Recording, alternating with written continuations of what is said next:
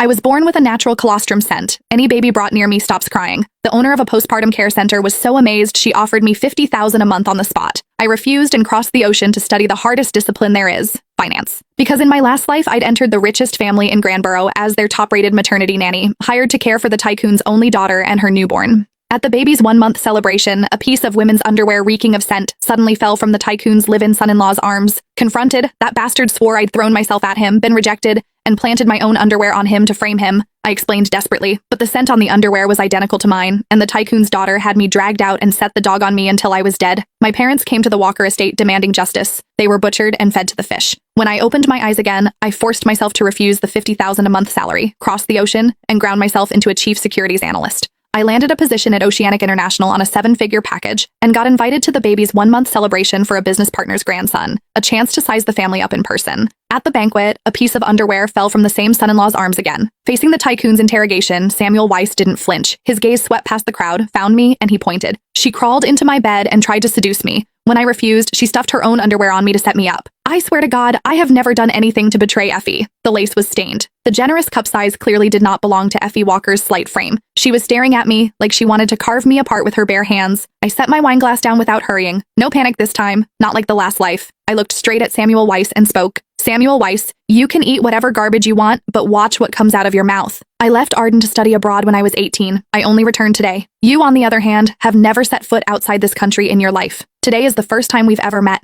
How exactly would I have slipped underwear into your jacket? Seems more like you cheated on your wife and couldn't get enough, so you kept her underwear tucked against your chest to sniff whenever you felt like it. The words were so blunt the entire table went silent. Every guest turned to stare at him. Samuel's face went scarlet, but he kept talking, fighting to save himself. Nonsense! You're one of the maternity nannies in my household. From the very first day, you wouldn't stop making eyes at me. When I ignored you, you got bolder. Last night, I wasn't paying attention for one moment. You pushed my door open, crawled under the covers, and threw yourself at me. If I hadn't threatened to call my wife in from right outside that door and have you fired on the spot, you never would have stopped. His words made Effie's brow crease. Since the birth, the professional nanny team had advised her and Samuel to sleep in separate rooms. Last night, she'd gotten up thirsty for water, and passing his door, she had heard something. Her sharp gaze landed on me. Effie was starting to believe him, and Samuel saw it, so he put on a show and kept smearing me. I saw you were a woman out here earning a living as a maternity nanny, not easy work, so I did you a favor and kept quiet. But I never imagined you could be this vicious. You couldn't seduce me, so now you frame me instead? What a poisonous woman. Effie, Mr. Walker, there is no way our daughter can be left in the hands of a woman like this. She needs to be fired immediately. His words hit Effie right in her weakest spot. That newborn girl was the most precious thing in Effie's world. She turned to her father at once. Dad, a nanny this vicious. Who knows what she's already done to the baby?